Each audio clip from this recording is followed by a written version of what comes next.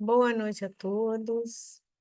Mais uma noite de estudos. Estamos aqui reunidos no Grupo Espírita Meimei, na nossa sala virtual, para estudarmos a doutrina espírita à luz do Evangelho de Jesus. E para darmos início, eu vou pedir a Miriam que faça a leitura da página inicial e depois a Cristiana faça a nossa prece.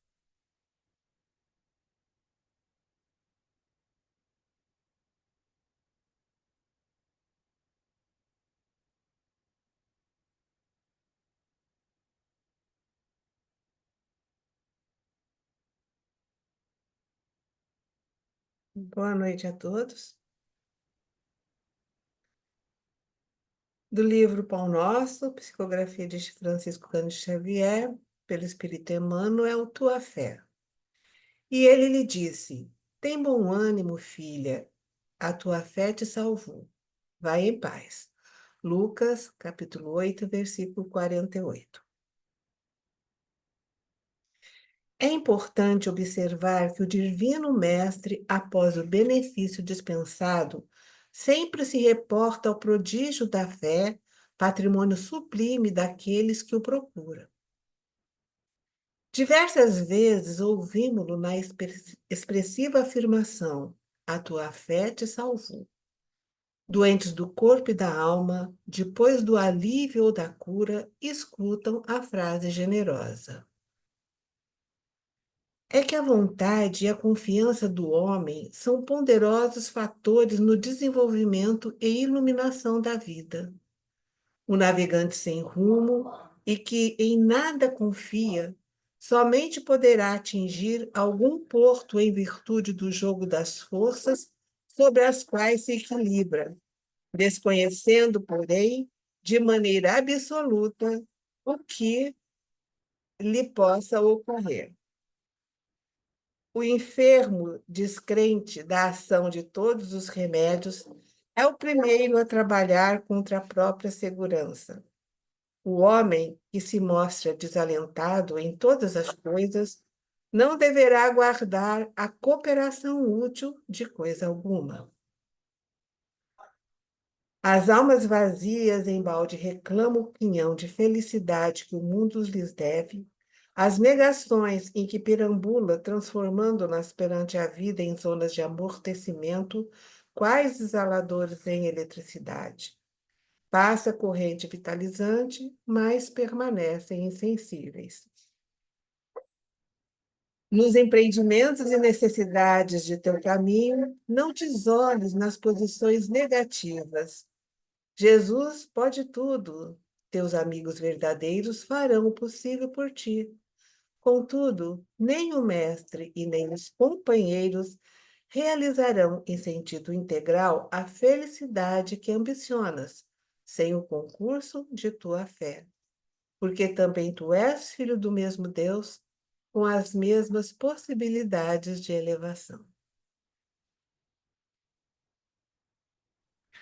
Então, após a leitura, né, o acompanhamento dessa página inicial tão oportuna, a gente eleva o nosso pensamento pensando na mentora do nosso grupo espírita, a querida Meimei, que possa envolver com seu amor, com a sua leveza, com a sua generosidade e delicadeza, o nosso convidado de hoje, nosso irmão Pedro Paulo, que possamos aproveitar e ficar assim envolvidos com tudo que ele vem trazendo para a gente, essa troca que ajuda tanto no nosso crescimento. Mais uma vez, sempre inspirados no nosso Mestre Jesus, a gente agradece a oportunidade, que assim seja, por graças a Deus.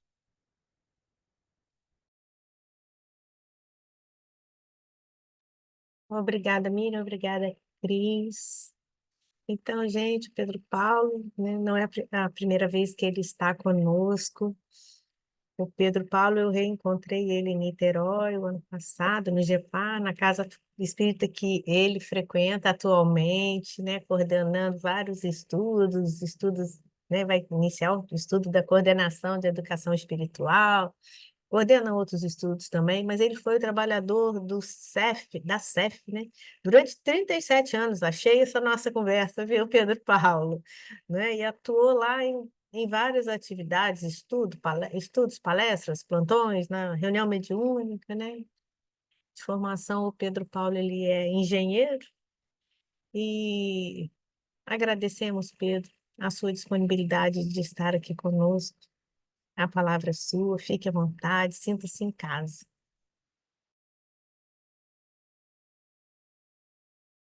Teu microfone está fechado. Obrigado, Márcia. Obrigado a vocês que estão aqui comigo, né, nesse momento, e que irão assistir. É sempre um prazer falar do Evangelho, falar aqui, comungar um pouco com vocês, né, algumas reflexões. Eu me tornei espírita em 83, então tem bastante tempo, 82 para 83, então tem bastante tempo. Eu estou nessa seara lutando. E quando a gente começa na doutrina espírita, a gente faz de tudo, né? Então, é uma experiência que nós todos temos. Então, a gente faz de tudo. É um aprendizado global. Infelizmente, a gente não se desenvolve completamente em tudo, mas as oportunidades acontecem. Na lição inicial, a gente ouve falar da fé, né? A fé, ela representa tudo aquilo que nós desejamos de fato. Quando paramos para pensar no Evangelho, se não tivermos fé, a gente não consegue utilizar os ensinamentos do Cristo na nossa vida. Precisamos ter uma confiança, acreditar que, de fato, essa mensagem ela é libertadora. Não é algo de boca, é uma coisa verdadeira. E, para isso, hoje, nós vamos pensar um pouquinho nessa questão do nosso compromisso com Jesus. É bem sério, né? Falar do nosso compromisso com Jesus. A gente tem que pensar, nós temos compromisso com Cristo? Quando a gente fala assim, em nome de Jesus, né? Será o quanto a gente se sente à vontade de nos dizermos representantes de Jesus? Para sermos representantes, nós temos que ter um compromisso. Quando nós reencarnamos, nós assumimos uma série de compromissos. Compromisso de desenvolvimento espiritual. E isso se dá pela oportunidade que nós estamos tendo de voltarmos ao corpo físico. Então, quando chegamos aqui, já chegamos com uma dívida, inclusive, porque o mundo material, ele exige de nós uma série de questões da vida material. Então, a gente já nasce com dívida, tá? A criança já nasce assim. Então, nós já passamos a ter compromissos com a própria sociedade a partir do momento que nascemos. Nascemos, já temos compromisso, não tem jeito. Mas a gente nasce inserido numa família, então a gente passa também a ter algum tipo de compromisso com essa família ao longo do tempo. No primeiro momento, nós somos beneficiados. Depois nós passamos a interagir, vamos crescendo e passamos a perceber que existe ali um compromisso muito grande. Mas para que isso possa acontecer também, nós temos um compromisso com a nossa profissão, com aquilo que nós vamos trabalhar produtivamente para podermos ter recursos, então nós temos um compromisso. Nós temos um compromisso com as ideias que carregamos. Isso é muito sério, porque as ideias que carregamos, elas influenciam os outros. Jesus nos fala, se nós influenciarmos negativamente alguém, nós não estamos bem na parada. Mas também, se nós influenciarmos positivamente, é muito bom para nós. Então, o que nós carregamos de ideias? Isso é importante porque gera um compromisso muito sério para todos nós. Às vezes a gente está desgostoso com alguma coisa, eu costumo falar o seguinte, olha só, mesmo que a gente não esteja feliz, não fale mal daquilo, não. A gente não sabe. A gente não sabe. Tem pessoas que se desligam de alguma coisa, de uma ideia, da doutrina, de uma casa espírita, e sai falando mal. Não fale isso. Nunca deveremos falar mal de coisas que, de repente, não fazem mais, não tem utilidade para nós, não importa. Mas se num momento nós estávamos compromissados com aquilo, quando sairmos, se mudarmos a ideia, tudo bem, sigamos em frente, mas não vamos desrespeitar aquele compromisso que tínhamos anteriormente e que a nossa visão pode ter se transformado. Mas quando aí, então, nós chegamos no que vem a ser compromisso com Jesus. Aí a gente para e pensa um pouquinho, será que é eu ser religioso? Será que é ser cristão? O que é ser compromissado com Jesus? Olha só como é que isso aí é sério, porque em muitos casos poderemos achar que estamos compromissados com uma coisa e não estamos nada, só vamos descobrir lá na frente, porque não é uma postura de dizer-se compromissado, é a forma como nós agimos com relação àquilo que estamos fazendo. Então, tem pessoas que nem se diz cristão, mas ela pode estar compromissada com alguma ideia adequada à realidade de Jesus. Então, vejamos que ter um compromisso, vamos dizer assim, com Jesus é um pouco mais amplo. E eu vou ler uma questão do Livro dos Espíritos para começar a nos inspirar nessa ideia. Na questão 767 do Livro dos Espíritos, Kardec pergunta o seguinte: é contrário à lei da natureza o insulamento absoluto? Vejamos, se você ficar isolado com o absoluto, isso é contrário à lei da natureza? E a resposta dos benfeitores é a seguinte: sem dúvida, pois que por instinto os homens buscam a sociedade. Todos nós buscamos a sociedade. É uma coisa instintiva. Se nós buscamos a sociedade, é que temos um papel nessa sociedade. E eles complementam. E todos devem concorrer para o progresso. Então, reparem que todos nós temos um compromisso com o progresso da sociedade. De que maneira que eles complementam? Auxiliando-se mutuamente. Então, esse é um papel que todos nós temos na vida. É o auxílio ao outro, porque o outro também irá nos auxiliar nas nossas necessidades. Então, quando Jesus nos fala, ele é o caminho, ele é o caminho, ele é a verdade, ele é a vida, quando ele se denomina vida, e nós estamos imersos na própria vida, significa que temos um compromisso indiretamente ou diretamente, dependendo do contexto, com Jesus. Quando nós trabalhamos no progresso da sociedade, nós estamos trabalhando por causa do compromisso que temos com Cristo. Não é porque eu acredito em Jesus ou não acredito. É porque as minhas atitudes estão adequadas a essa realidade. É óbvio que nós estamos falando no mundo ocidental, cristão, então as pessoas têm esse vínculo com Cristo, mas as pessoas que não têm, a partir do momento que eles trabalham em prol da sociedade, isso é um compromisso indireto com Jesus, porque todos nascemos para poder auxiliar no progresso do mundo. E sabemos, pela doutrina espírita, pela mensagem dos Espíritos, que o Cristo é o nosso governador. Se ele é o nosso governador, ele é o espírito mais elevado deste nosso planeta. Se estamos trabalhando em prol do planeta, nós temos um compromisso com ele, indiretamente. É a semelhança, né, fazendo uma imagem, de uma pessoa que trabalha numa empresa que ele nem conhece o CEO da empresa, o presidente da empresa. Mas se ele se dedica ao seu trabalho, mesmo sem conhecer, ele está compromissado com a ideia daquele presidente da empresa. Nas devidas proporções, somos assim. Se estamos atuando no bem, logicamente que temos um compromisso com Jesus. O problema é se estamos trabalhando neste progresso. É isso que vai nos avaliar com relação ao compromisso. Não é simplesmente eu frequentar um movimento religioso. Não é simplesmente eu me dizer-se de alguma denominação religiosa. Não é isso. É o que nós fazemos realmente em prol da sociedade. E sociedade aí, ela é ampla, pode ser da pequena, da micro à macro sociedade, dependendo do contexto onde nós estejamos e o que estamos fazendo em prol do seu progresso. Com isso, nós vamos mergulhar um pouquinho no Evangelho, porque no Evangelho Jesus, ele falando com seus discípulos, ele tece uma série de considerações a respeito da missão desses discípulos. E nós poderemos nos encaixar dentro dessas missões, aí, desses pontos, para as nossas reflexões como compromisso de Jesus. Então, ele fala lá em Mateus, no capítulo 10, do versículo 1 ao versículo, se não me engano aqui, eu vou lendo 13 ao 16.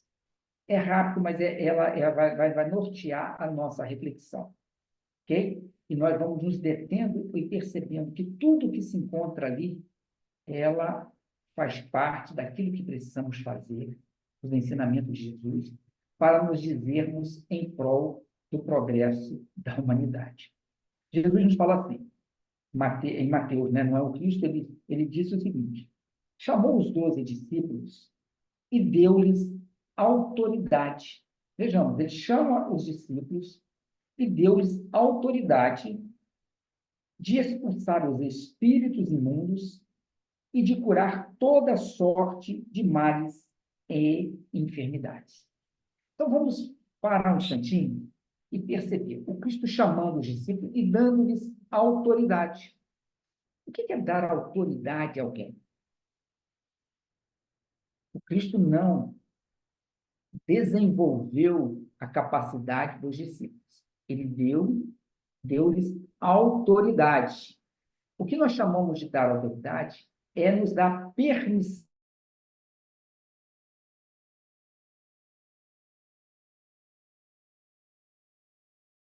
ainda a autoridade dada. Então, a partir do momento que você dá autoridade, ó, você pode fazer isso, a pessoa agora se permite a realizar alguma coisa pelo seu potencial. Então, a partir do momento que Jesus reúne os seus discípulos e diz que eles têm autoridade para expulsar demônios, para fazer, curar as enfermidades, significa que eles tinham essa capacidade. Por isso que ele lhes deu autoridade. É o que nós chamamos de empoderamento nos dias.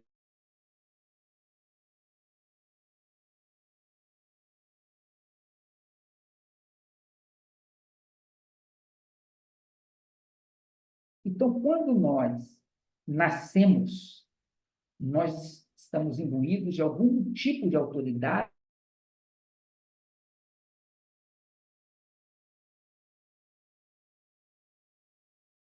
para fazer tudo, mas nós temos autoridade para fazer aquilo que está de acordo com o que nós temos de competência, de condições, de riquezas.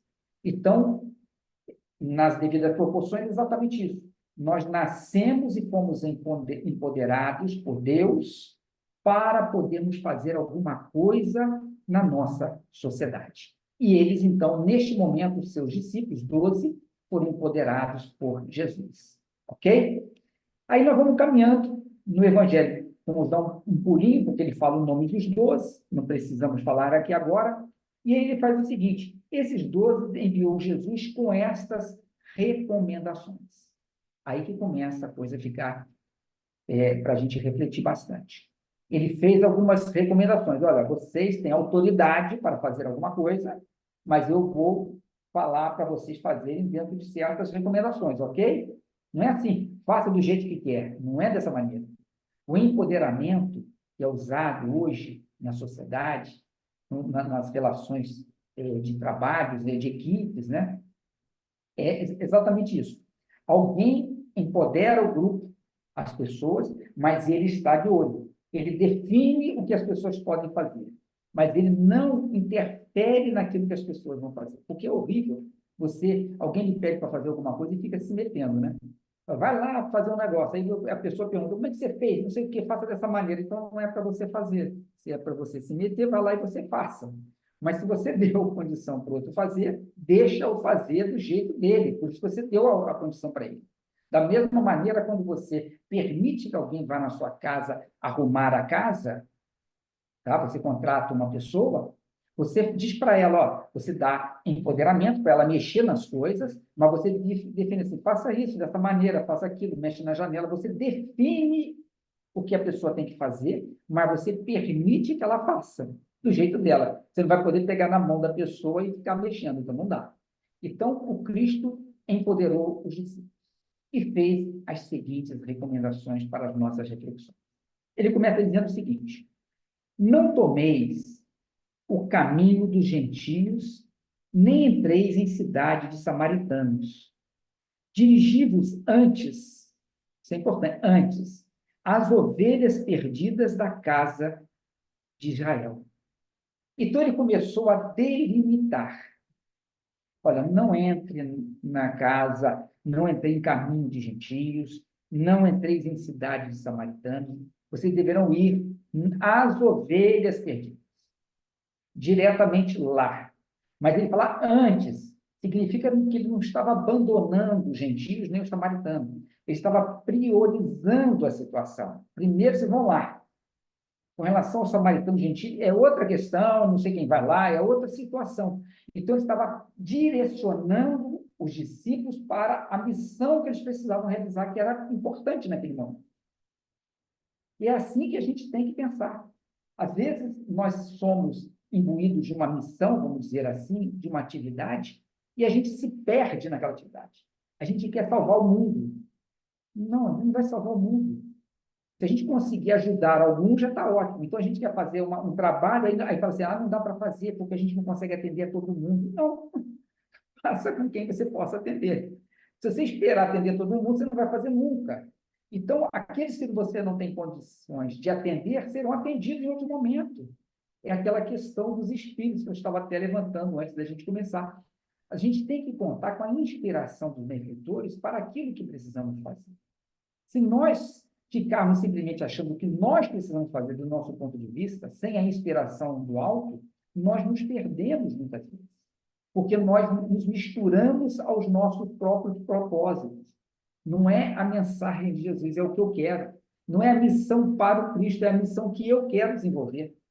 Por isso que Jesus nos fala também em outro momento, para que a gente possa brilhar a nossa luz, para que as pessoas possam ver as nossas boas obras, mas glorificarem Deus.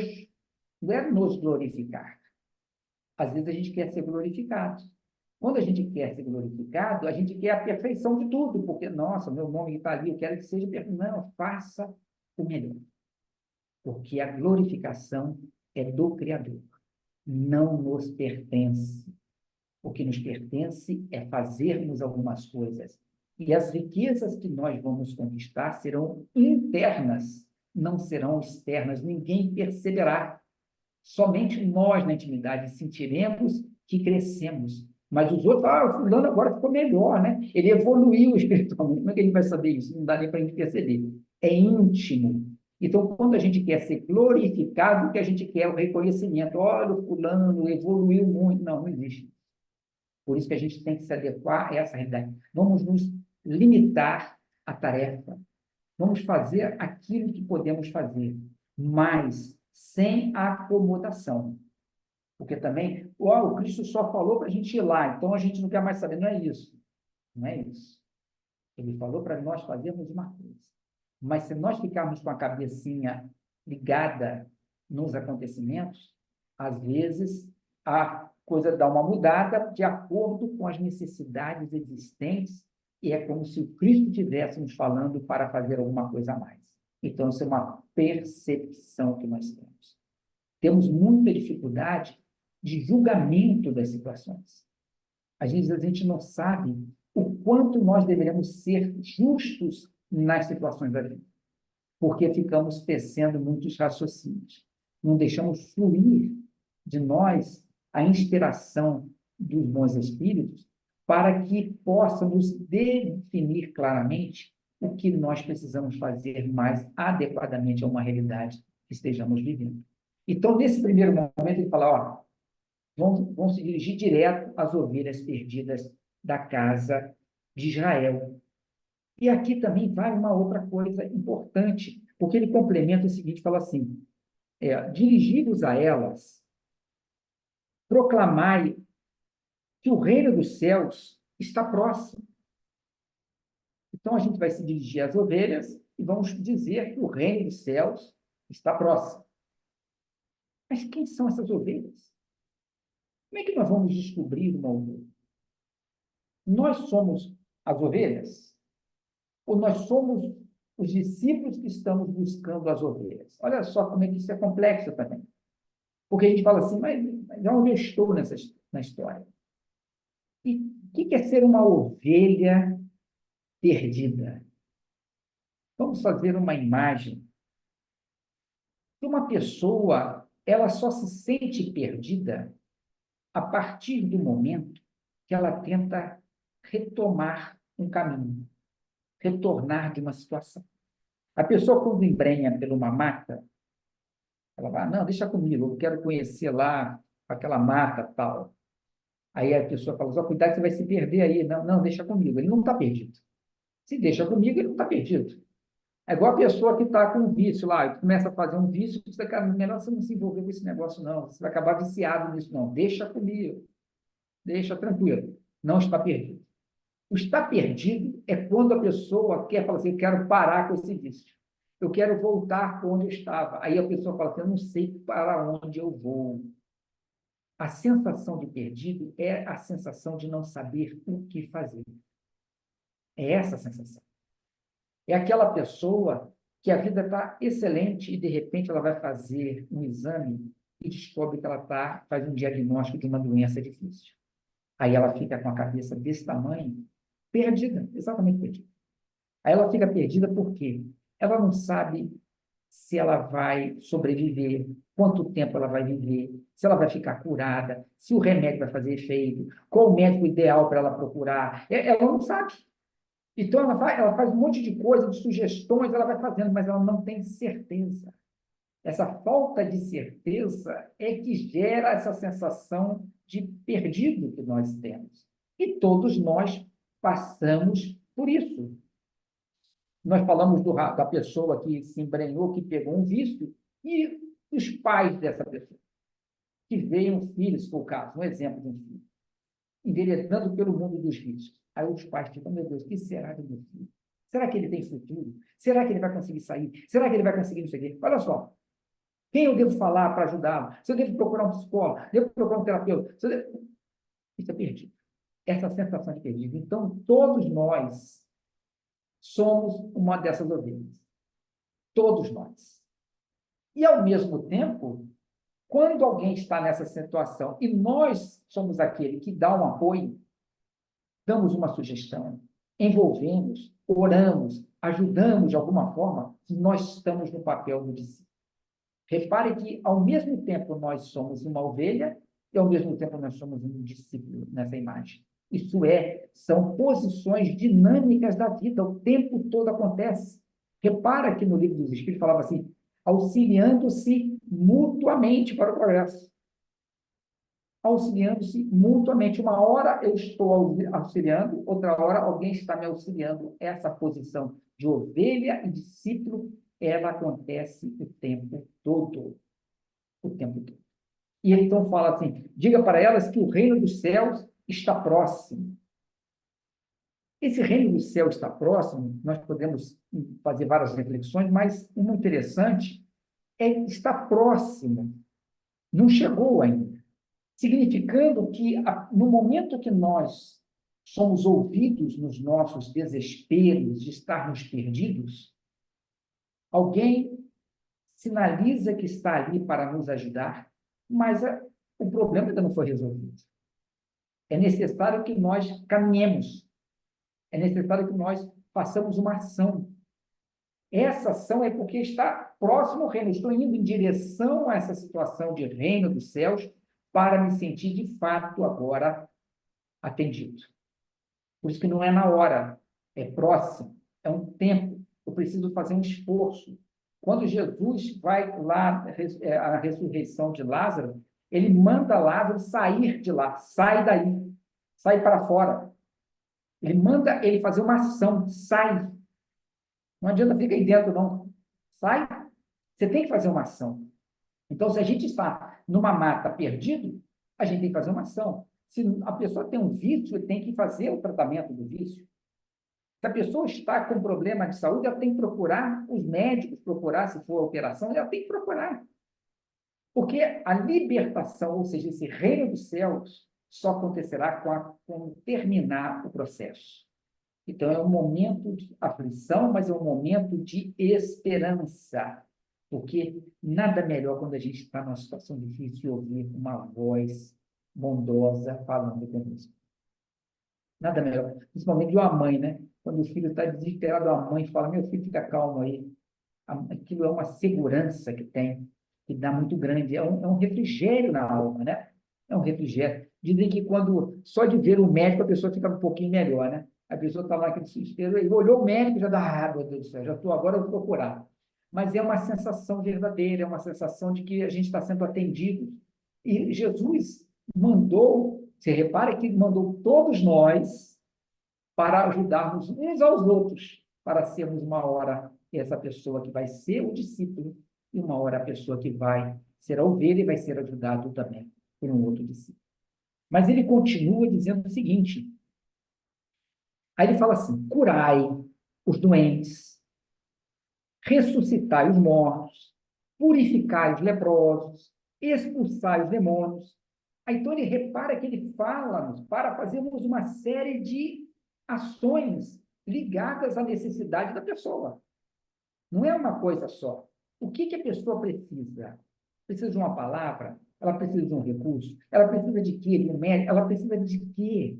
Então, não é expulsar demônio hoje, nesse momento, até pode ser situações mesmo desse grau, mas nas devidas proporções, nós somos discípulos também nas devidas proporções, nós não somos esses discípulos, é o que nós poderemos fazer de acordo com a necessidade da pessoa que está perdida.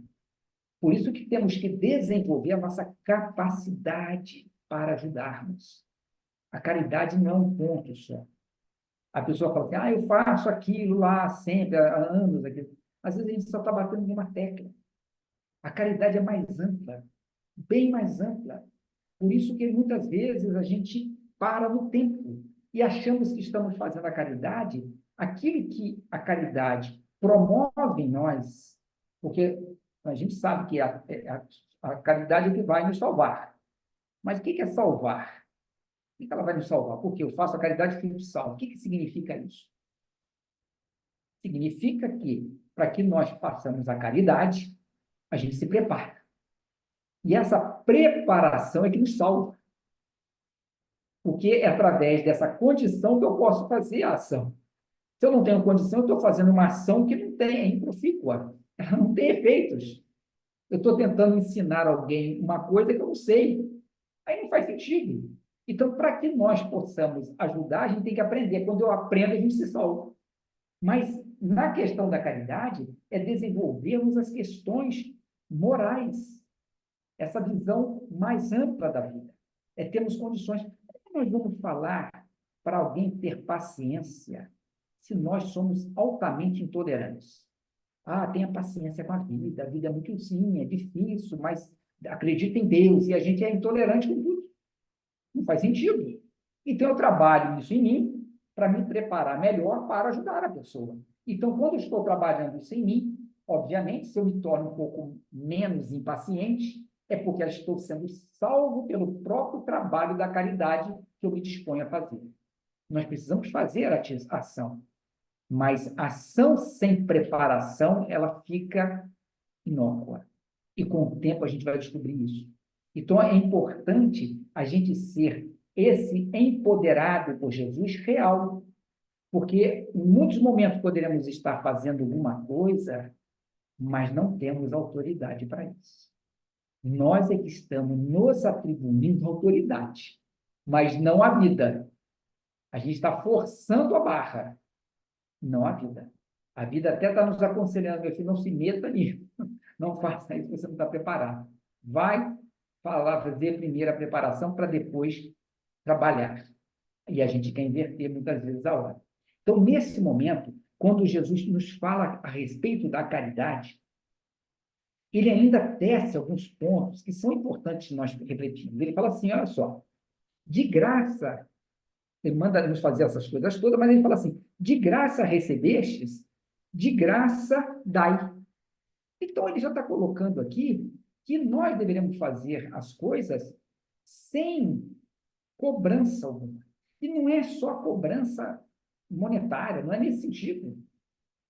É desprendimento das coisas que vão voltar para nós. Então, quando ele fala que a gente tem que fazer as coisas sem interesse, porque no Livro dos Espíritos, eu vou ler mais uma questão também, que é importante sobre isso, quando Kardec pergunta qual a mais meritória de todas as virtudes, na questão 893. Qual a mais meritória de todas as virtudes? Aí, eu tenho até que hora, só para eu me controlar aqui. Pedro, até às 8, 8 horas, tá? nesse Então, entorno, e depois a gente abre para comentários, tá. perguntas. É porque eu estou falando que eu tinha que ver aqui, senão me perco. Então, olha só, nessa questão. Qual a mais meritória de todas as virtudes? E os benfeitores respondem o seguinte, olha só, toda virtude tem seu mérito próprio, porque todas indicam progresso na senda do bem. Então, tudo aquilo que nós fazemos tem mérito. Tudo tem mérito, porque nós estamos nos esforçando. É óbvio que a gente não precisa esperar ficarmos perfeitos para fazer a caridade. A gente tem que fazer a caridade. O problema é que, às vezes, a gente muda o cenário. A gente acha que só fazer ação vai nos tornar perfeitos. Não é assim. A gente tem que tentar, ao máximo, se preparar para sermos melhores na caridade. Aí eles complementam. Olha só. A virtude, sempre que há resistência voluntária ao arrastamento dos maus pendores. Então, todas as vezes que nós resistimos aos nossos maus pendores, nós estamos desenvolvendo a virtude em nós. Todas as vezes. Por isso que não tem como nós sairmos, nos deslocarmos da questão do sofrimento. Não tem como. O sofrimento, segundo o próprio livro Céu e Inferno, ele é inerente à imperfeição. Ele está ligado à imperfeição. Então, porque nós somos imperfeitos, nós sofremos. Então, não tem como eu falar assim, eu quero me tornar paciente, né, como a gente estava falando antes, sem sofrer. Não, não tem como. Mas a questão do que é sofrer. Porque a partir do momento que nós somos submetidos às provas para desenvolvermos a paciência, nós sofremos. Porque o sujeito impaciente, normalmente, ele é muito orgulhoso. Então, quando ele sofre alguma coisa que mexe com o seu orgulho, ele está sofrendo, ele sofre. Mas, nesse sofrimento, ele desenvolve a virtude ligada àquele sofrimento. Então, não tem como, não vou sofrer, estou fugindo do sofrimento. Não tem, porque é inerente. Não todas as vezes que nós passarmos pelas dificuldades, nós estaremos sofrendo. Mas nós precisamos extrair dessas dificuldades as virtudes ligadas. Por isso ele fala que a virtude, sempre que há esse arrastamento aos nossos pendores, nós resistimos a ele. Aí ele complementa o seguinte: a sublimidade da virtude, porém, está no sacrifício. Isso é gravíssimo, olha só.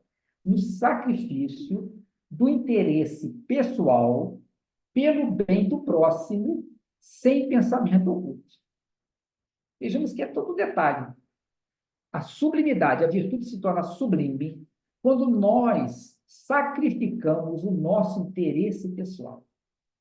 Aí o interesse pessoal está em tudo na nossa vida. O livro do Espírito fala que a imperfeição é caracterizada pelos nossos interesses pessoais, né? O que caracteriza a imperfeição são os nossos interesses pessoais. E aí a coisa fica séria, porque nós temos muitos interesses pessoais. E nós justificamos nossos interesses. Isso que é sério. Nós sempre colocamos os nossos interesses na frente dos outros interesses. E aí a nossa virtude não se torna sublime. É uma virtude, mas não é sublime, porque o objetivo nosso é sublimá-la. E eles complementam o seguinte: a mais meritória é a que assenta na mais desinteressada caridade. Desinteressada, a mais meritória, a caridade totalmente sem interesse. E eles antes falam o seguinte: sem pensamento oculto. porque nós tentamos esconder de nós. Nós fingimos que não estamos entendendo. Nós não abrimos o nosso coração para nós mesmos. Nós tememos, não temos, às vezes, coragem de enfrentarmos a nós mesmos. Isso é um problema da humanidade hoje. Tanto é que os homens, né, de uma forma geral, não é nem no mundo religioso, no mundo geral, eles pregam muito essa questão de nós enfrentarmos com coragem as nossas fragilidades. Essas fragilidades, elas existem, nós sabemos, mas nós não assumimos que temos, por uma questão de interesse pessoal. Então, a gente não quer se mostrar frágil, por causa do orgulho, né? Porque é difícil mesmo. Mas nós hoje estamos tentando nos lapidar. Então, quando ele nos fala para fazermos isso de graça recebeste, de graça dai, totalmente de graça, sem interesse. E não é um processo fácil. Por que não é fácil?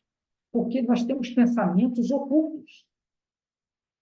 Aí a gente tem que entender os pensamentos ocultos que nós temos, que fingimos que não temos.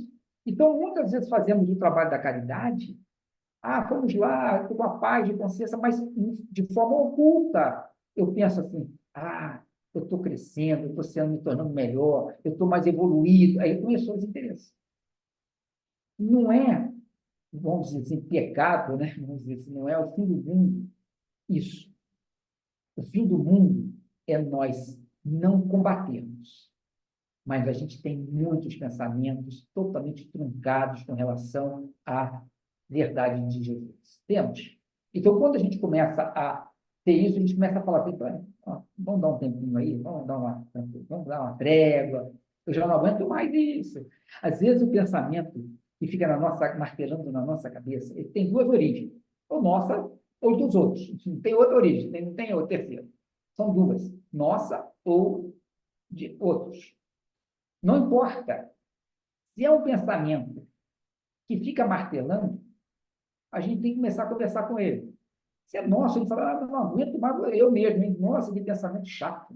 A gente começa a achar o pensamento chato. Aquele negócio assim, que a gente é melhor do que o outro. A gente começa a pensar uns negócios, né? Quando a gente tem uma briga, a gente acha que é melhor do que o outro, que a gente vai falar. O outro também pode fazer a mesma coisa. O que eu, do meu ponto de vista só. E a gente começa, nossa, coisa chata. Só que eu martelando isso.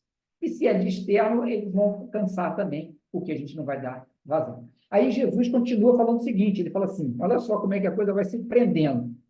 Não leveis, aí vai pegando a gente, olha só, não leveis ouro, nem prata, nem cobre nos vossos cintos, nem alforje para o caminho, nem duas túnicas, nem sandálias, nem cajado, pois o operário é digno do seu sustento.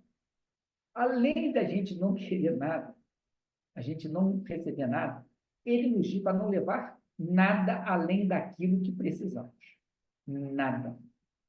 Nada. Nós nascemos, vamos perceber a imagem, nós nascemos para fazer uma coisa. Nesse caminho, nós vamos buscar as ovelhas perdidas, porque nós também seremos as ovelhas perdidas, tá? Então, é dinâmico. Mas nós nascemos com essa missão. Ok. Então, aí Jesus fala assim, olha só, não leve nada. Você nasceu sem nada. Não leve nada. Não leve nada.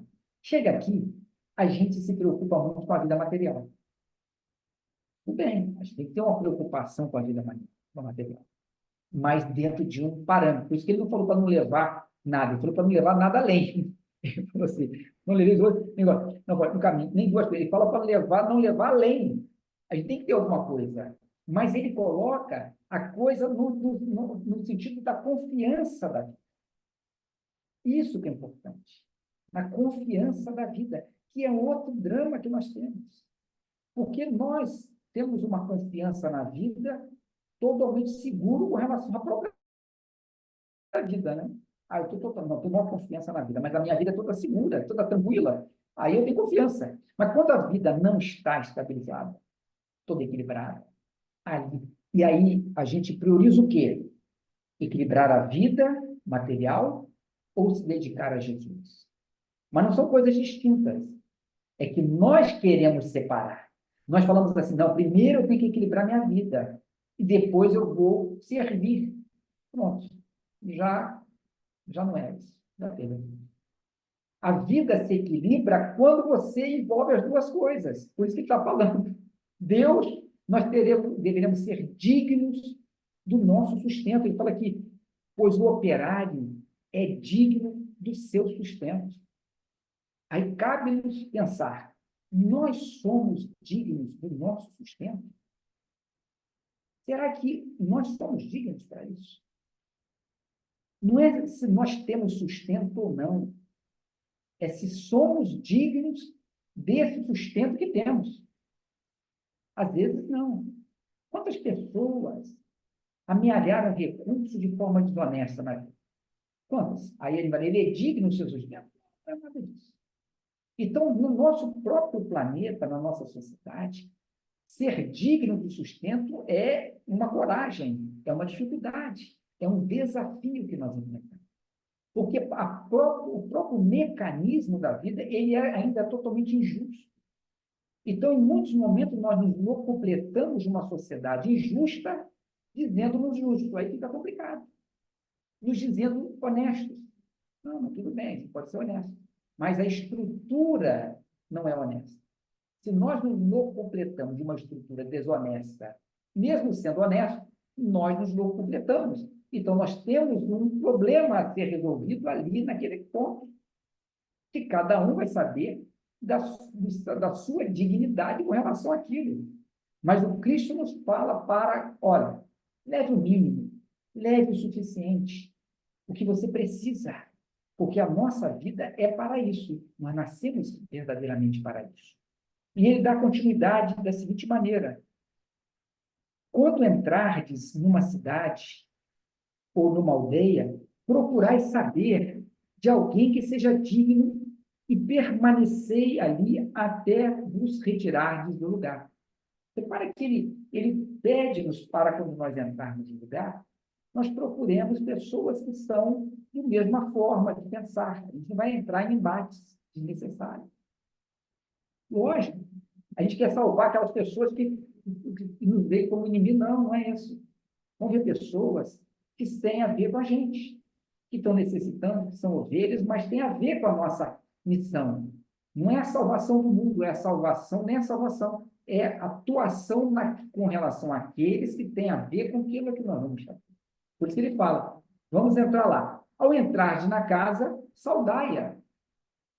E se for digna, desça a vossa paz sobre ela. Vejamos, entrou, é assim, de fato, são os nossos trabalhos que nós fazemos ligados às casas espíritas, no nosso caso, que somos espíritas. Repare que cada casa espírita tem um vínculo de algum tipo de atividade. Repare que é uma necessidade a ser atendida pelos frequentadores daquela casa com relação àquela ação. Por isso que nós nos vinculamos às casas espíritas pelas nossas necessidades, pela autoridade que recebemos. Ó, você nasceu para ter esse tipo de coisa, vai para lá, se vincula ali. Você é o seu caminho. E normalmente é o grupo, né, o coletivo que tem a mesma necessidade. Por isso que a gente se une. Então ele fala para a gente entrar para saudar. Mas ele fala assim, e se for digna, se não for digna, volte a vós a vossa paz. Repare, nós vamos fazer um trabalho. Nós vamos num lugar. E aí a gente vai levar a paz. Descemos sobre a pessoa, sobre o trabalho, a paz. Se as pessoas não querem, a gente pega a paz de volta. A gente não sai injuriado, revoltados, torcendo contra aquela pessoa. Porque às vezes a gente é assim, né? A pessoa não quis a nossa ajuda, a gente fala também, você vai ver o que vai acontecer com você. Entendeu? Desdenhou da gente, né? Agora você vai ver, você vai sentir na pele. Entendeu? Então, isso não é trazer de volta a paz. Se nós formos distribuir a paz, e se a gente só não quer, volta a nós, acabou a paz. Então, muitas vezes nós somos dessa maneira, a gente quer ajudar alguém e quer que a pessoa aceite a ajuda nossa de qualquer jeito. Às vezes a pessoa não quer ajuda. Ela está feliz lá, deixa ela. Aí ela desdenha da nossa ajuda, a gente fica injuriado com a pessoa. Fica chateadíssimo da pessoa. E aí já mostra como a gente não queria ajudar nada, né? A gente tinha os nossos interesses. E ele complementa quando ele fala também assim, mas se alguém não vos recebe e não dá ouvidos às vossas palavras, saí daquela casa ou daquela cidade e sacudi o pó dos vossos pés. Então, aquela simbologia do sacudir o pó dos nossos pés, a gente fala. Mas não fala daquela maneira de desdém, vou sacudir pó também, aquela pessoa, sou muito melhor que a pessoa, não presta. A gente tem muito essa postura equivocada de se sentir melhor do que alguém, porque a nossa posição social, material, está melhor. Isso é uma coisa para nós pensarmos. Nós atendemos, às vezes, pessoas, moradores de rua, pessoas que estão em situações na orfandade, pessoas que estão passando por dificuldades. Mas nós estamos numa posição social melhor. Apenas isso.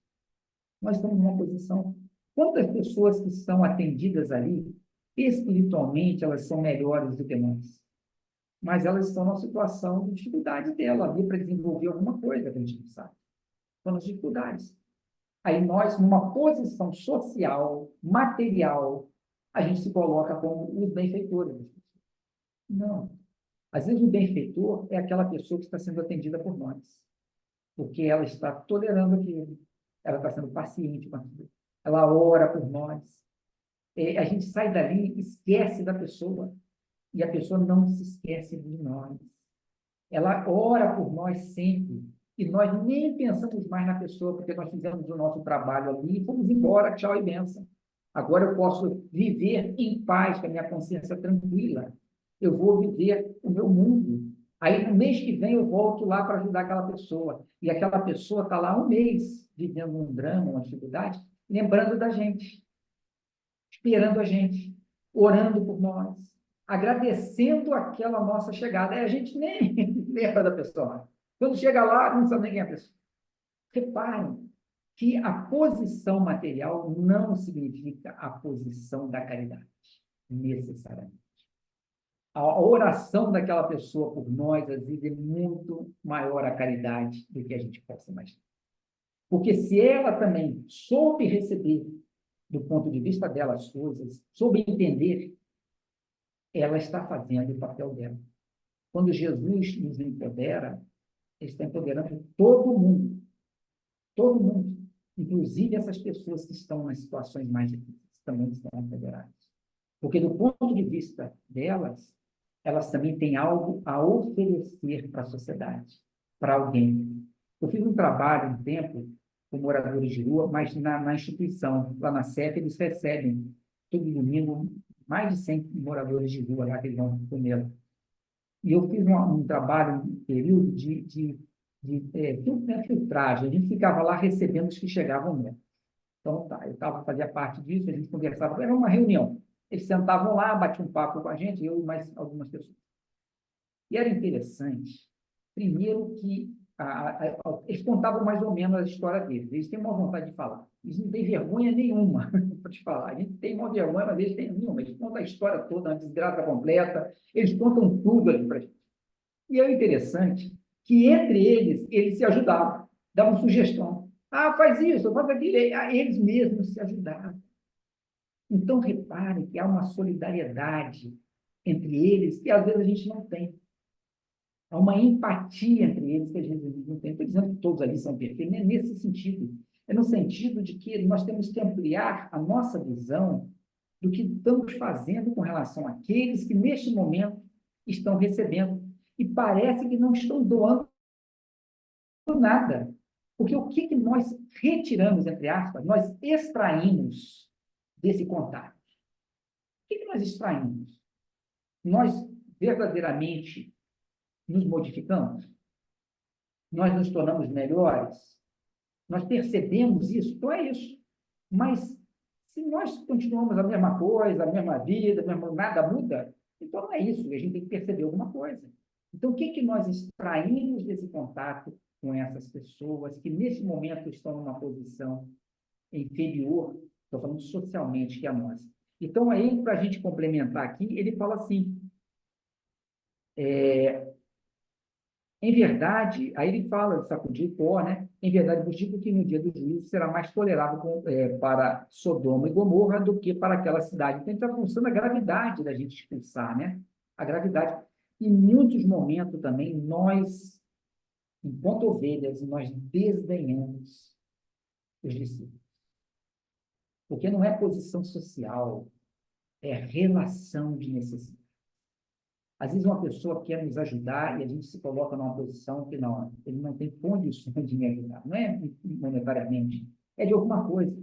A gente acha, a gente desdenha, a pessoa não tem cultura, não conhece muito, então não pode nos ajudar. Então, essa posição demonstra que, às vezes, a gente não entende o que é o trabalho da caridade. Aí ele fecha: eis que eu vos envio como ovelhas entre lobos. Por isso, sede prudentes como as serpentes e sem malícia como, é, e sem malícia como as pombas. Reparem que, quando ele fala isso, prudência e ser inofensivo. Prudência, a gente ter cautela, a gente se observar, a gente perceber que precisamos, nós temos que ter cuidados com nossas atividades enquanto o compromisso com Jesus. É cautela mesmo. É uma preparação continuada. E essa questão de ser inofensivo como as pombas é para nós não julgarmos as situações. E muitas vezes nós deixamos de fazer as coisas por julgamento. Estamos no trabalho, aí ficamos chateados com alguma coisa. Aí deixamos o trabalho. Largamos, porque estamos com um problema com alguém, que com um, a gente não consegue entender, a gente não consegue perceber que as pessoas que são difíceis do nosso lado são as pessoas que são nossos mestres para nos ajudarem a crescer. E às vezes a gente desdenha isso, a gente não tem a prudência de observação dessas coisas.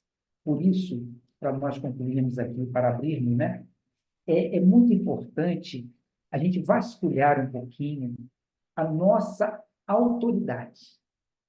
O quanto temos essa autoridade dada pelo Cristo. Fomos empoderados. E nessa busca de olharmos para dentro um pouquinho de nós, os nossos valores, as nossas conquistas, nós conseguimos dimensionar as nossas carências, que são muitas. Eu já ouvi pessoas dizendo assim, que eu acho até curioso isso. Vamos estudar o livro dos Espíritos. Eu já sei, já li o livro dos Espíritos. Eu já li o Evangelho. Mas já leu. Como é que a pessoa pode achar que sabe aquilo porque leu alguma coisa? Então, a pessoa não consegue perceber. Vamos trabalhar na mediunidade. Eu já estudei o livro dos médiuns. A gente vai estudar a vida toda, vai ficar estudando, não vai chegar, não vai saber aquilo profundamente. Nós estamos distantes de sermos essas pessoas, esses discípulos do Cristo nesse nível. Nós estamos caminhando, ele nos dá a oportunidade para podermos, mas para isso a gente tem que observar o que nós estamos pensando, o quanto nós somos ainda presunçosos de sabermos muito, a disputa das coisas. Não, a gente tem que trabalhar a questão da nossa humildade. Se a gente se percebe ainda muito nessa arrogância, vamos calar um pouquinho, ficar quieto. Vamos trabalhar dentro de nós. Vamos ficar muito. É aquele negócio do silêncio, né? Que a gente não consegue ainda fazer. Fica em silêncio, fica mudo. Pede a Jesus a bênção, pede ajuda, porque ela virá a inspiração, as oportunidades. Agora, não há mudança nossa sem ação. Não há mudança nenhuma. Quando a doutrina espírita nos fala para estudarmos, para que a nossa fé seja raciocinada, é porque ela vai nos dar uma razão, uma clareza, uma lógica para essa transformação. Não é para nós nos tornarmos um intelectual espírita. Eu sei tudo de doutrina espírita, isso não adianta nada. Mas quanto mais eu estudo, mais razões eu tenho para me transformar. Se eu não encontro isso, é porque esse estudo não está valendo muito, não. Está só para eu propagar, não é isso. O estudo espírita é para nos habilitar a termos maiores condições para servir Jesus. Então, o nosso compromisso de Cristo, ele requer empenho dentro de nós, constante, para melhor servir. Tá? Então, é isso. Pedro, obrigada. E quando você começou a falar, né? Eu fiquei pensando na sua fala logo inicial que você falou o nosso compromisso com as ideias que nós carregamos, né? Porque elas realmente vão influenciar aqueles que estão conosco. E aí que a gente se perde, né? Pela nossa incapacidade de compreender o verdadeiro sentido da nossa existência, a gente se perde nesse contexto. E aí não fica muito compromissado com isso, né? Exatamente, porque a ideia, ela se propaga não pela fala, ela se propaga pelas ações. Então, quando a gente diz que tem uma ideia, eu sou espírita. Aí, quando você diz espírita, você já imagina o que ele vai fazer, né? Porque tem um modelo. Aí a pessoa vive completamente diferente. Fala, não faz sentido. A ideia está dizendo que tem uma ideia e ele não vive conforme, não é ser perfeito, tá? Perfeição não tem. Mas as pessoas que convivem conosco, quando a gente tem uma certas ideias, espíritas, ideias boas, eles percebem também os nossos esforços, né? Eles percebem os esforços. Não é que eles vão achar que a gente é santo, mas eles sabem que a gente está se esforçando para fazermos alguma coisa. Até, às vezes, eles nos acham meio fanáticos, né? Mas essa visão de fanatismo, por um lado, ela é benéfica também. Não porque é benéfico ser fanático, não é isso que eu estou falando. Então, a visão do outro que nós somos fanáticos. A gente sabe que não é. Mas o outro só vai concluir que nós não somos fanáticos, que nós estamos tentando nos dedicar a uma causa, que é diferente. É bem diferente você ser dedicado a uma causa e ser fanático. Tá? O fanático nem sempre se mantém, mas o que se dedica se mantém. Mas todo mundo coloca na mesma conta, né? Tudo é fanático, não é É. fanático nada. Fanático é aquele que fica pregando, ou maluco. Não, a gente não tem que ficar pregando, a gente tem que viver. Viver não é fanatismo, é inteligência. É verdade. Gente, quem gostaria de fazer um comentário, fazer uma pergunta, fiquem à vontade.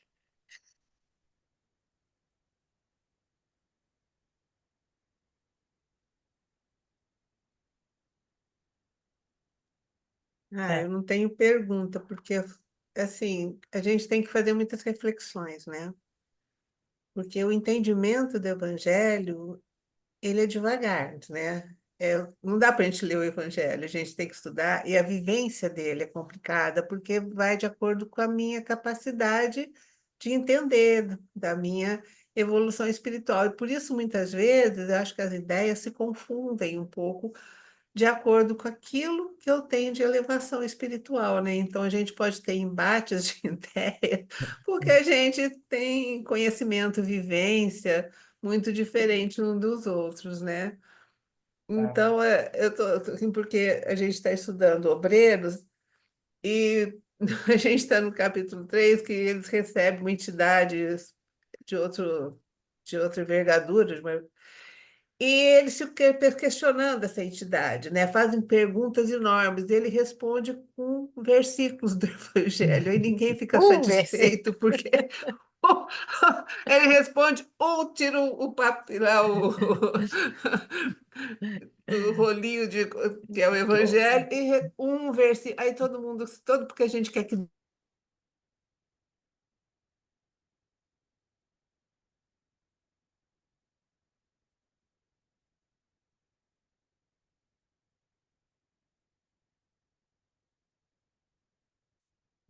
né, que precisa de Então, desenhar para a gente. isso aí que você está falando é muito interessante.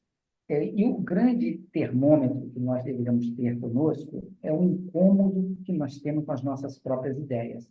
Se nós estamos muito confortáveis, não está legal.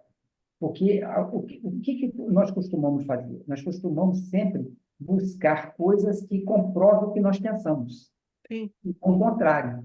Então, quando a gente pensa alguma coisa contrária ao que nós pensamos, isso nos incomoda. Por isso que o benfeitor bota uma frase lá para vocês pensarem, vocês ficam tão... É exatamente por isso. Porque ele vai jogar um lance para incomodar todo mundo. E não para ficar uma luvazinha cair, porque se uma luvazinha cair é o que a gente já carrega. Então, essas mensagens que a gente simplesmente pega para confirmar o que eu penso, eu já tenho, para confirmar eu já Não sei, não preciso precisa. mais. Uhum. É, Eu preciso de coisas que confrontem. é o contrário. É aquela coisa assim, eu acredito num negócio, eu vou discutir comigo essa crença. O quanto eu acredito nisso? Será que eu acredito mesmo? Isso é uma pergunta importantíssima. Quanto nós acreditamos naquilo que dizemos acreditar? Quanto? Não é eu acredito sim ou não, eu acredito sim ou não. Quanto? Porque o quanto bate firme. Solange?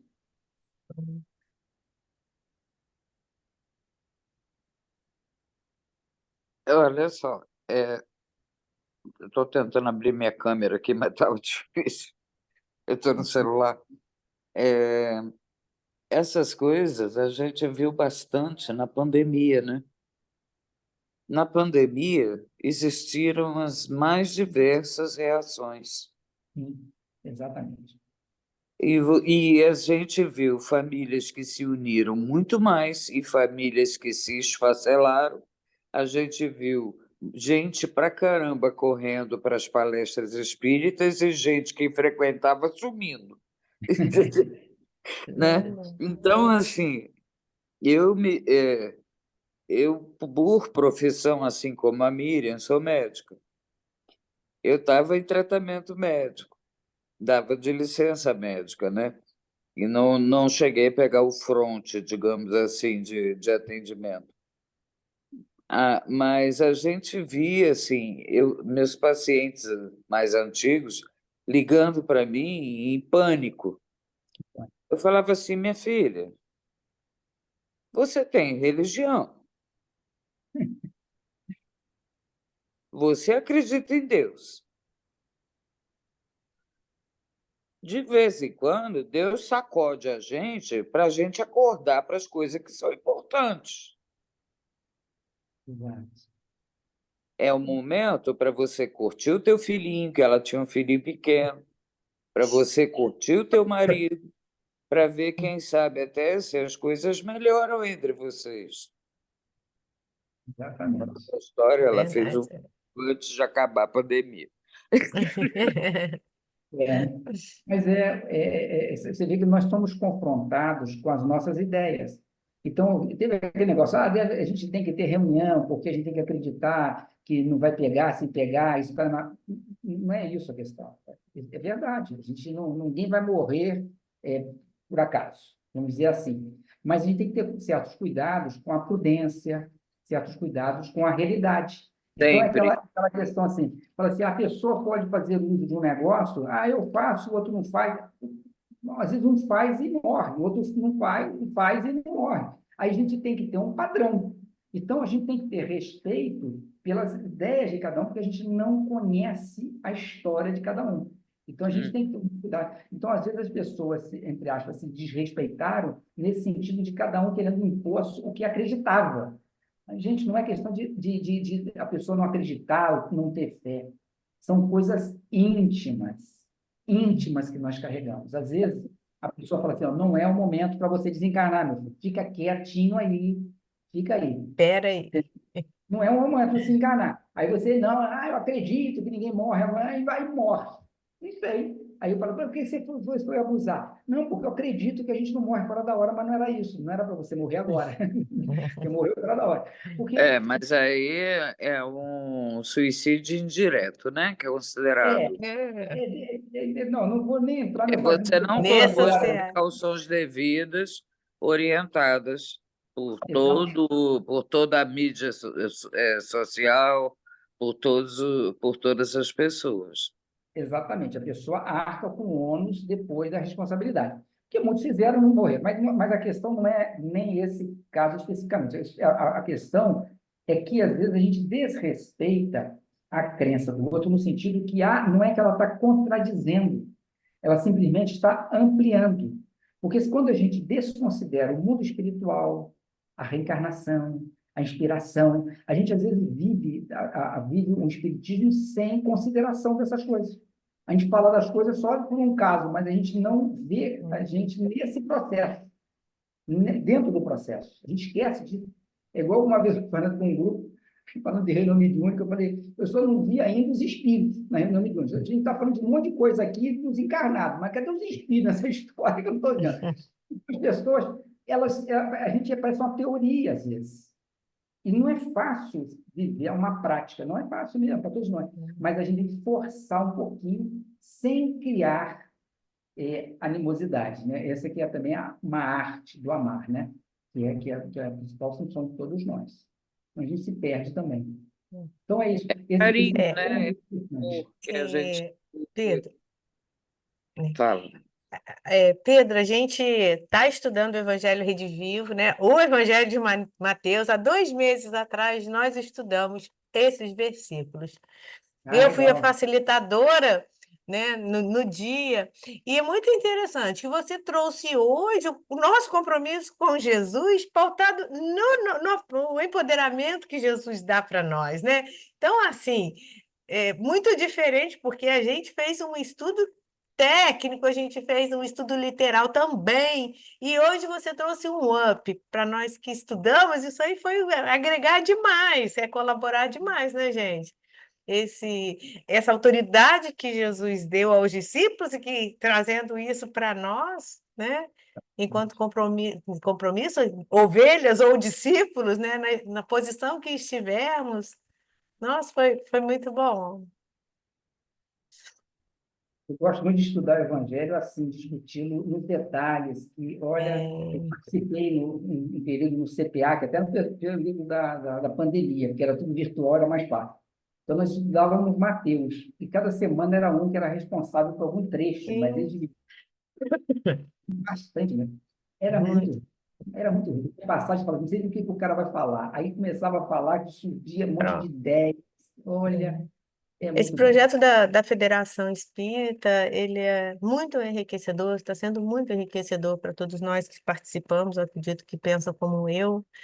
Porque uma coisa é você ler esse versículo, outra coisa é você, né, esses versículos, uma coisa é você estudar, né? Por que que ele falou para primeiro as ovelhas perdidas de Israel? Por que que ele não falou quem eram os gentios, quem eram os samaritanos, né? Vamos entender esse contexto histórico também, né? Para Amém. abrir a nossa mente e Verdade. trazer quem são os gentios hoje, quem são os samaritanos, né? Isso é bom demais, né? E cada um com as suas experiências de vida, muito bom. Exatamente. Né? Gente, quem mais gostaria Você de. está falando isso e tem. Eu fiz de Jonas e a Baleia, né? Para gente era só coisa de criança, né? Assim, achava que era filme infantil, a gente nunca tinha estudado. Né? Então, quando você vê, e um contexto muito rico, né? Então, até hoje aquele fica assim, né, reverberando na gente. E é isso interessante. A Márcia falou uma coisa, você vê, a gente estudou, fez todo esse estudo, e você traz um foco muito diferente, né? E isso que abre a visão da gente, né? Você vê que é experiência, né? Vivência.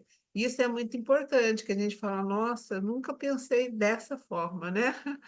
Então, isso é muito importante. Acho que ajuda muito a largar a visão da gente, né? Para a gente não ficar só dentro da caixinha ali, né? É aquilo que você estava falando antes, né? A busca por entender. Até os Espíritos falam isso no livro dos Espíritos. Quando a gente quer saber, busca saber, Uhum. os Espíritos nos ajudam, mas tem que fazer ação. Então, tem Sim. coisas que a gente fica ali pensando, pensando, pensando. Uma hora tem uma ideia. Como é algum espírito, não somos nós, não. Algum espírito fala assim: é isso, meu filho, acorda, pensa nisso. Cai texto na mão da gente, né? Tem coisas, às vezes eu estou falando num lugar, eu estou pensando, que eu tenho entre aspas, uma sacada que depois eu agradeço muito, porque eu sei que não é meu.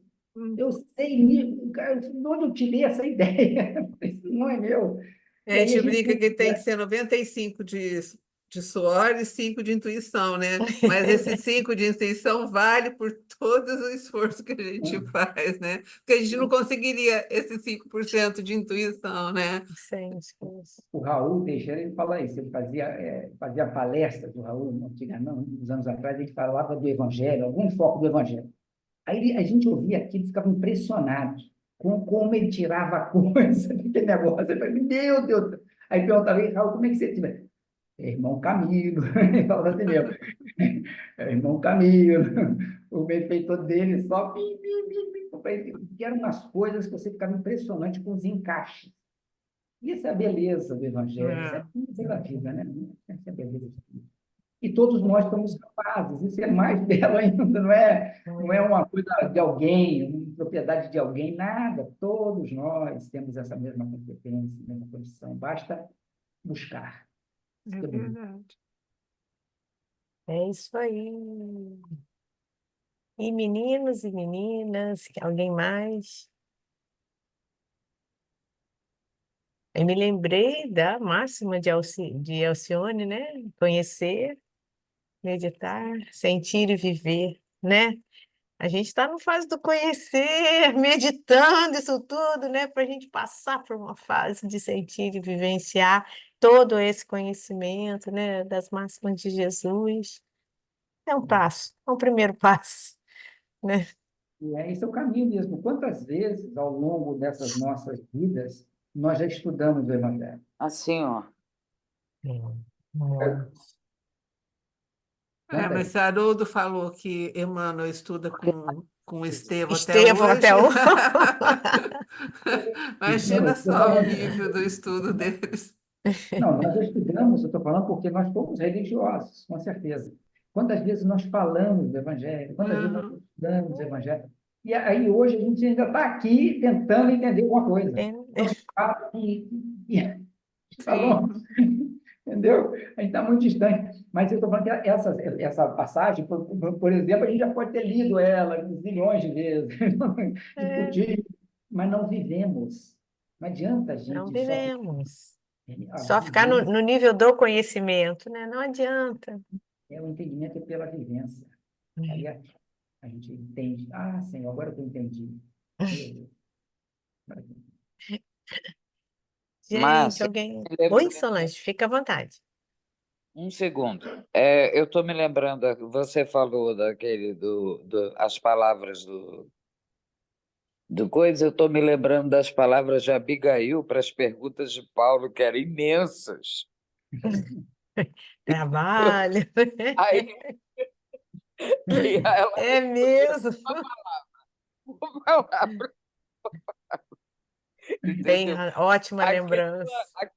aquilo ali é de um ensinamento, é de uma É, grandeza impressionante, entendeu? É de uma é, profundidade da gente ler, reler, é. ler, ler, para poder conseguir captar tudo. Tem razão, Solange. Boa, ótima lembrança. A pergunta também é uma arte, não é só uma resposta. A pergunta é quando você pergunta alguma coisa, também você pode, na pergunta, estimular o conhecimento de alguém. Entendeu? É igual um professor que o aluno estudou muito, mas esquece de um detalhe. Aí o professor faz uma pergunta para ele. Aí, nessa pergunta, ele já... lembrei tudo. Pronto, acabou. Então, a própria pergunta, às vezes, ela tem coisas nela para despertar alguém que já saiba ou despertar um pensamento que a pessoa ainda não teve.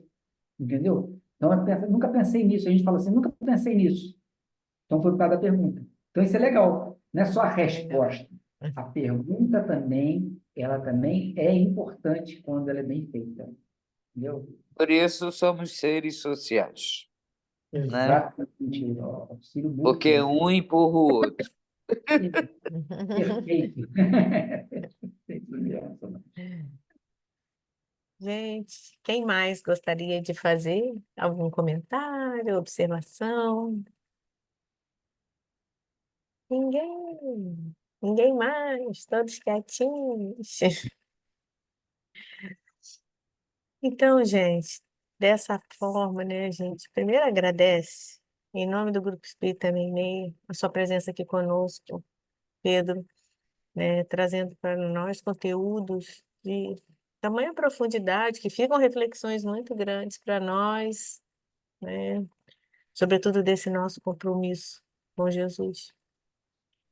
E agradecer a sua presença aqui e pedir para você fazer a nossa prece final, pode ser? Pode. Então, vamos elevar nossos pensamentos, né? Dizer a Jesus, Senhor, nosso mestre, pastor de todos nós, queremos agradecer-te por este momento, pela bênção do conhecimento, pelo acesso que estamos tendo ao teu Evangelho, Jesus Cristo. Apesar das nossas parcas condições, tu sempre nos auxilia neste processo de engrandecimento. Abençoa Jesus Cristo, os nossos pensamentos, o desejo que temos de nos transformar. De alguma maneira, trabalharmos na tua seara, em outros momentos, sendo recolhidos pelos teus mensageiros. Obrigado pelo entendimento da vida. Queremos rogar-te, Mestre, pelas ovelhas ainda desgarradas, que não conseguiram entender a necessidade que todos temos da vida material ainda. Aqueles que estão a sofrer dores desconhecidas por nós nestes momentos, que sofrem nos hospitais, nas guerras fratricidas, os nossos irmãos órfãos, nos asilos, aqueles que estão perambulando pelas ruas, aqueles que estão a sofrer as desilusões íntimas, aqueles perdidos da tua casa, Senhor, sofrendo dores que não conhecemos neste momento. Abençoa todos eles e, de alguma maneira, Senhor, que possamos colaborar no resgate dessas almas, que possamos estar dispostos sempre, Senhor, ao teu chamado para servir de alguma maneira na tua seara, Senhor. Abençoa o Meimei, todos os voluntários desta casa, seus trabalhos, todas as tarefas. Que nunca lhes falte a presença dos teus mensageiros para inspirar a todos eles, Senhor, a trabalharem no bem, a se transformarem cada vez mais para que esse mundo possa se tornar melhor. Muito obrigado por tudo, Jesus Cristo, e é em teu nome, em nome de Deus, e desses amigos espirituais que nos inspiraram a todos, que concluímos a nossa atividade de hoje. Que assim seja. Obrigada, Pedro Paulo, mais uma vez. Um abraço às amigas aí de Niterói, Cristina, Obrigado, Eliana, um beijo a Márcia, todos, viu? Muito obrigada. Solange, todos que estão aqui presentes. Muito obrigado Obrigada, pela Pedro. oportunidade. Até uma próxima. Agradecemos. Até, até a próxima. Fiquem com Deus. Obrigada, até a próxima. O Chico fez muito barulho na página inicial. Gente, o Guga pegou a guia, ele enlouqueceu. Eu não Ele ouvi fica nada. eu peguei o microfone e botei aqui na boca, assim, sabe? Na boca, Eu para ouvi ninguém. um ruídozinho muito pequeno, mas Nossa não dava Senhora, para ver nem que era o Chico. eu não conseguia nem ler direito de tanto barulho que ele fez. Meu Mas graças a Deus. Deus. Nossa, ele fica desesperado. Desesperado. Parece. Tadinho. Esse tem TDAH, não é possível. Eu caí, eu voltei, eu não sabia onde é que estava o microfone, nada, não conseguia abrir microfone, não conseguia fazer nada. Ai, Elisa, segura. Gente, eu vou sair, porque o Guga Boa tá noite, aí, vamos tem que embora. fazer as coisas. Beijão. Boa noite, Boa Tchau, gente. queridos. Boa noite, fiquem com noite. Deus. Yeah.